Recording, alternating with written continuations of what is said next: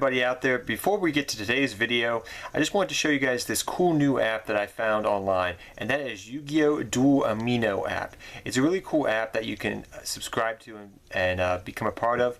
As you see here, I have my own account. It's really cool. Seto Kaiba, you guys can talk and chat to me, but they also have cool things they talk about in cool chat rooms. They have about the manga, the anime, the film that's coming out next year, about the trading card game, cosplay, and everything.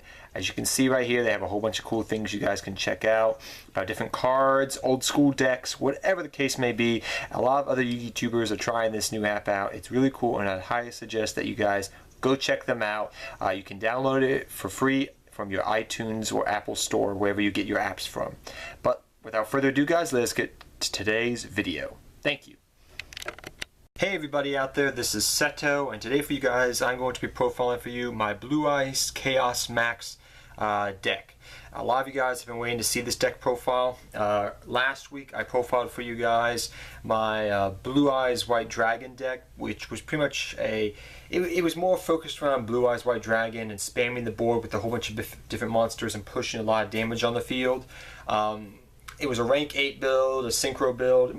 It was more in tune with that. This build is mainly focused on the ritual monster, which is pretty much the boss monster of the deck, and that is Blue Eyes Chaos Max Dragon. It's a completely separate deck. This deck mainly focuses on OTKing your opponent somewhat, or putting a lot of pressure on your opponent very quickly and trying to knock them out of the duel in, you know, maybe 2 to 3 turns, 4 turns maybe, you know, very, very quickly. It's not like the other deck, which could grind out more, I found. This is more like an offensive juggernaut. The other one had a little bit of grinding ability to grind in the late game and mid game if the game went that long. This is an offensive juggernaut, this deck is. It's very fun and very awesome, and this card is a badass. So first we run 3 Blue Eyes Chaos Max Dragon. This card's literally like a god card for Blue Eyes. If there was a god card for Blue Eyes, it's this card. So pretty much it states it can't be targeted, it can't be destroyed, and it does double piercing when it attacks your opponent's defense position monsters. It's defense position monsters, it does double piercing, which is amazing. However, the card is somewhat of a glass cannon.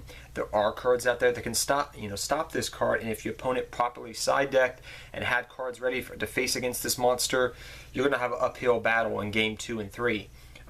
Things like Book of Eclipse and Quaking Mirror Force can stop this card in its tracks. But the Blue Eyes engine can still carry the day, even if this card becomes a problem. And you can actually, I've done it multiple times, where you can actually special summon multiple Blue Eyes Chaos Max in a duel, which is really nice.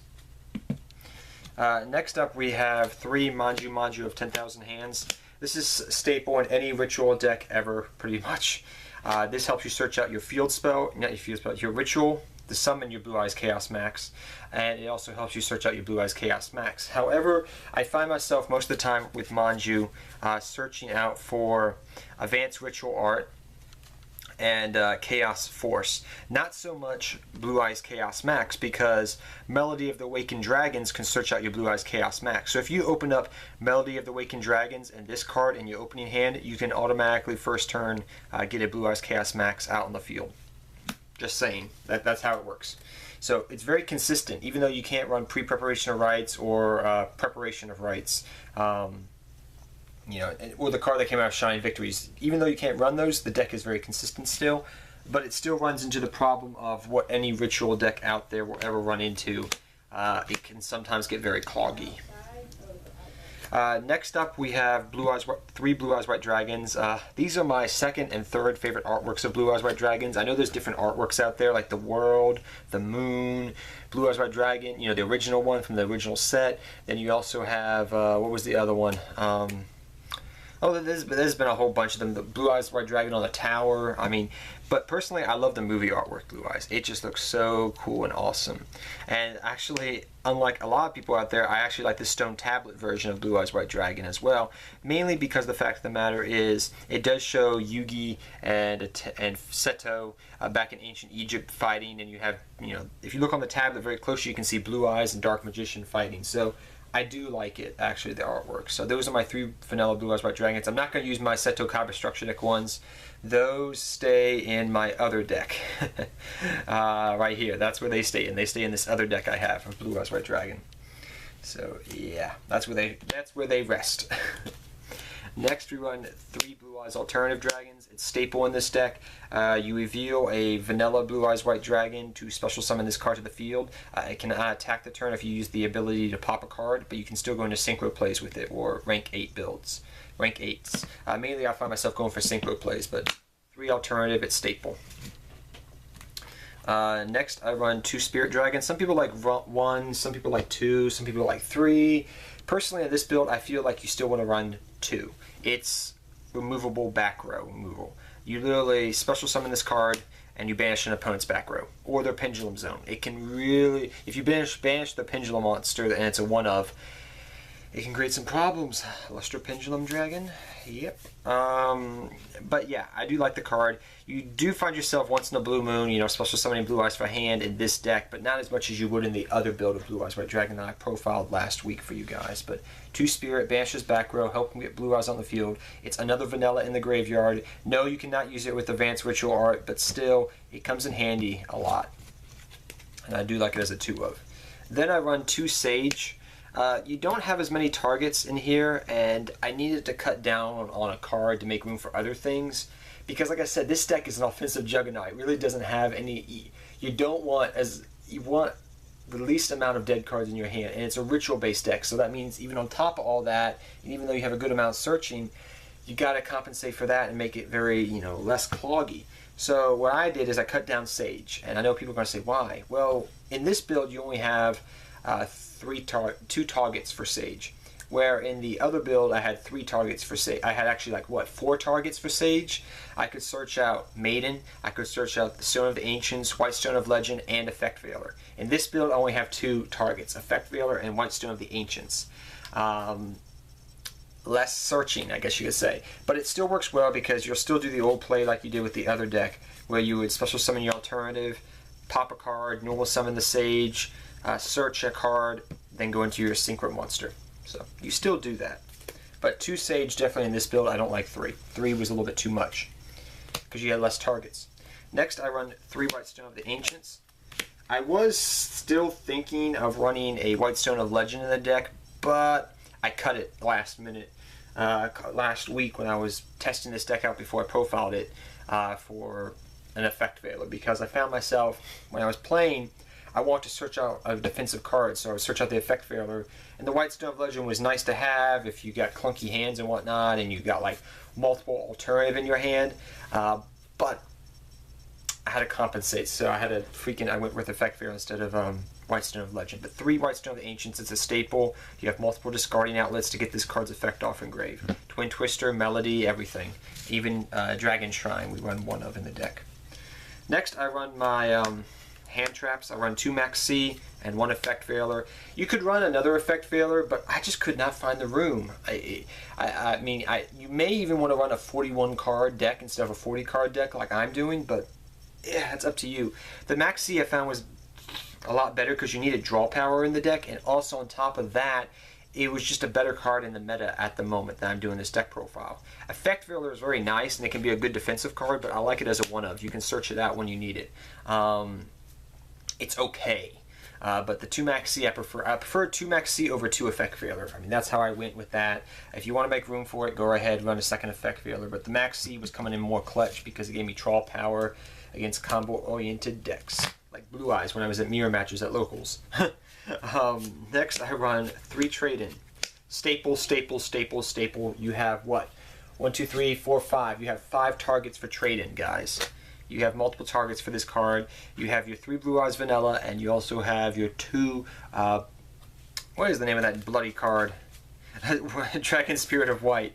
As well as you do have Alternative Dragon, and you do have Blue Eyes Chaos Max. So adding that all together, you have a lot of targets for trade-in, and you should definitely run it as a 3-of in this deck. It really helps out. It's your draw card for the deck.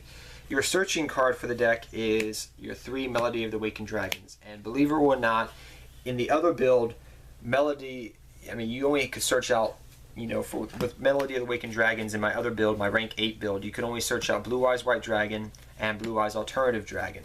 Those were the only 2 things you could search out in my rank 8 build. But in this build, you can also search out Blue Eyes Chaos Max. And you may say, well, why is that? Because this can search up to a monster that has a dragon monster that has 3,000 or more attack, pretty much. So this can help search out this. And usually what I'll find, depending upon my hand and what's going on, I'll either sometimes search out the the Blue Eyes and the alternative, or I'll search off an alternative and a Chaos Max, or it just depends. Or all Blue Eyes and a Blue Eyes Chaos Max. I mean, the fact that you can search the ritual monster out means you can use your Manjus strictly for your ritual spell, and that's the nice part. This helps. I usually use to search out the monster and Manju the ritual spell, but sometimes depending upon your hand and what you got, you don't always do that. But it's a lot more versatility this card has than in the rank 8 build of the deck, I find. Next, I run 2 Advanced Ritual Art and 1 Chaos Force. Chaos Force comes in handy mid to late game a lot, and the reason for that is because you'll find yourself maybe with a Spirit Dragon or something like that in your hand you drew, so you can search out the Chaos Force, activate that, send that Blue Eyes Spirit to the graveyard, and then special summon your Blue Eyes Chaos Max. Also, Advanced Ritual Art is kind of like a pseudo Dragon Shrine, so to speak. It's a pseudo type of Dragon Shrine. The reason for that is because you can send your vanilla Blue Eyes White Dragon to the graveyard and set up for your plays with your spell cards like Return of the Dragon Lords and Silver's Cry. That's literally what you can do. It sets your graveyard up as your second hand, so to speak, as a pseudo type of Dragon Shrine, which is really nice. So I literally sometimes what I've done is I've been like, okay, let's do this first turn. Let's get 2, when you get it on the board, a Spirit Dragon and a Blue Eyes Chaos Max on the board first turn, that's a very, very powerful board to go into if you get these 2 cards out. And the nice thing is you can easily do that if you properly get the right hand, an optimal hand. What you can do is you go Advanced Ritual Art, get your Blue Eyes Chaos Max out, okay, send your Blue Eyes White Dragon to the graveyard. By sending your Blue Eyes White Dragon to the graveyard down here, then you can revive it with, Return of the Dragon Lords or whatever. Revive it. Then you could normal summon, say, a white stone, a stone, or you could, bring out the Sage optimally. Get the Sage, search out a card, synchro up with your Blue Eyes and your Sage. There you go. You have a board of Blue Eyes Spirit and Blue Eyes Chaos Max on the field, which is a great board right there. You can stop monster effects from going off in the graveyard and your opponent from special summoning if you're featuring the Pendulum deck, and you also have a monster that can't be targeted or destroyed, and it's a 4,000 beater. That's a pretty dang good board. And if you search out Effect Veiler with the Sage, I mean, come on, man. That's a great hand. You have Effect Veiler in hand, you got this on the board, and you got this. That's not GG, but that's going to be a hard board for your opponent to break. And Advanced Ritual Art can set up plays like that. Just saying, if you get the right hand. But yeah, 2 Advanced Ritual Art. I've seen people run 3 of. 3 of is a little bit too much because you only have 3 targets. It adds clunkiness to the deck, I found. And the Chaos Force comes in situations in mid to late duels when you want to summon a second Chaos Max, or sometimes you get those hands where it's actually a good first turn. But yeah, that's what I like. For your other spell cards, you run 3 Return of the Dragon Lords and 1 Silver's Cry. I still like the 1 Silver's Cry. It's a great card, don't get me wrong. The fact that it's a quick play spell card and it can bring back your Spirit to banish back row, and on top of that, you can also bring back your Blue Eyes White Dragon and go for beatdown type of plays is really nice. Dragon Lords is an amazing card. You can help protect your dragons. So, I mean, at the end of the day, these cards are definitely a staple as a 3 of. Even though you're only running 1 Dragon Shrine, you're always going to be sending a lot of your dragons from your hand or your deck or whatever the case may be to the graveyard, setting up combo plays and using your graveyard as your second hand for these cards here. So that's why I like running these ratios of these cards still. Same as the other deck build, I like this. Helps you go into rank 8s and a whole bunch of other beatdown strategies. Your 1-ofs, I do run a couple. One 1-of, and that's 1 Dragon Shrine. Now, I know people are going to say, well, Setel, you don't want to send your vanilla Blue Eyes White Dragon to the graveyard all the time. And I'm like, yeah, I get that. Well, you also forget that you have Blue Eyes Spirit Dragon. And Dragon Shrine helps me get out of these clunky hands I get sometimes, where it's like these weird, awkward hands. Dragon Shrine can break those hands and go off. It helps you go off by setting up combo plays you can do, which is really nice. Plus, it helps thin your deck out. You don't always have to send your vanilla to the graveyard. You can send a Spirit to set up in the graveyard and a White Stone of Ancient, and there you go. You've thinned your deck out by 2 cards and set up combo plays in your graveyard. I do like it as a one of. You don't always have to send your vanilla. Don't think that, because you want to use your vanilla for what? Your advanced ritual art. Next, I run 2 Twin Twister. Staple in the deck. I really like it because you want to clear your back row. With the ability with Blue Eyes Spirit and Twin Twister, you can easily summon your Blue Eyes Chaos Max, and it's probably not going to, have any. It's not going to interfere with you summoning it. You're not going to get Solemn Warning if you do it properly. But 2 Twin Twister. Next, I run 2 cards I've seen in the OCG, and I also saw a Lintheo do it last week, but I've been trying this card out and I really like it. It's a non-targeting card, which is pretty nice. I believe it's a non-targeting card from what I've played online. Swords of Concealing Light. This card pretty much makes all your opponent's monsters go face down for 2 turns, which means you can do double piercing with this bad boy. On a good note, I did have this happen one time to me, which was awesome. I got double Blue Eyes Chaos Max out, and I had this in hand, activate it. My opponent had 3 monsters on the field. I OTK'd him pretty much in 2 turns, or FTK'd him, whatever you want to say, very quickly.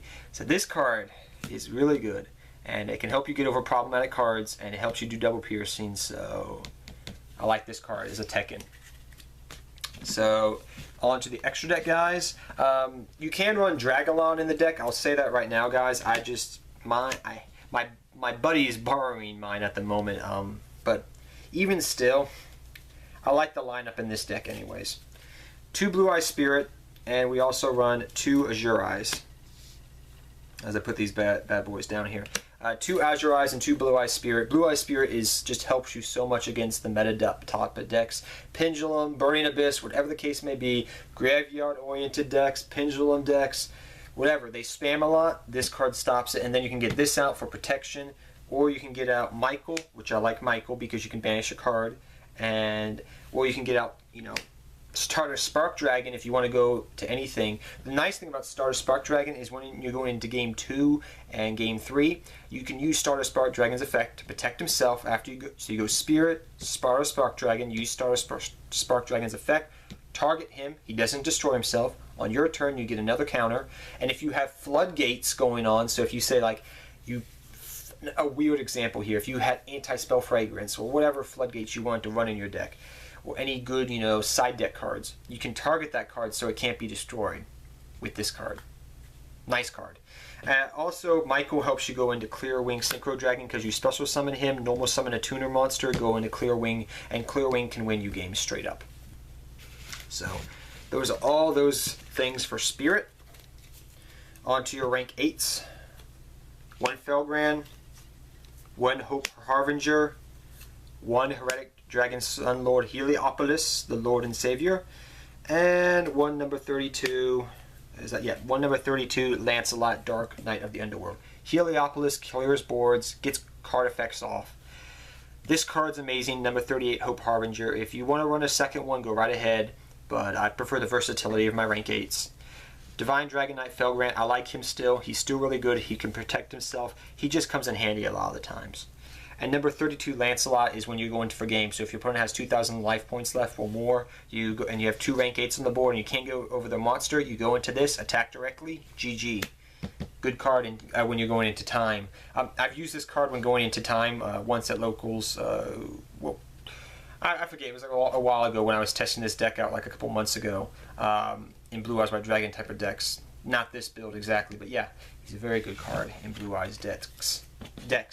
Then we have our Dark Matter lineup, which is 1 Tachyon, 1 Full Armor, and 1 59. Dark Matter. This is just the way I can do it. You can use other ones if you wanted to, but Tachyon's good. Full Armor, pop a card, go into Dark Matter, use Dark Matter's effect, and just go off. Great card. Great card. Thank you, Konami. I'm just happy Dragon Rulers are not around to abuse that card like they did, because I was actually at that one regionals back then when that card was legal in Fredericksburg, Virginia. Then we have Blue Eyes Twin Burst Dragon. This card helps you get over different type of decks out there, like I guess you could say it helps you get over Cosmos stuff sometimes, but the main thing it helps you really get over is other Blue Eyes type of decks. I've had people like have their vanillas or have Blue Eyes monsters out there, and they both roughly have 3,000 attack. Well, this card can't be destroyed by battle, so you just attack into the other Blue Eyes, and you destroy it, and this card won't get destroyed, and then you can attack again one of their other monsters. So I do like the card, actually. It's really helpful in Blue Eyes matchups, actually. But guys, that is my Blue Eyes Chaos Max deck profile. I hope all of you guys enjoyed it out there. This deck is really fun. Both decks have their pros and their cons. The rank 8 build and the rank and the ritual build have their pros and cons. But no matter what you think of them, I love Blue Eyes White Dragon. I always have. And so go Blue Eyes White Dragon, man, and go Seto Kaiba. But till next time, guys, take care, have fun dueling, good luck dueling, and I'll see all of you guys next time. Take care, everybody, and I hope you all enjoyed this deck profile.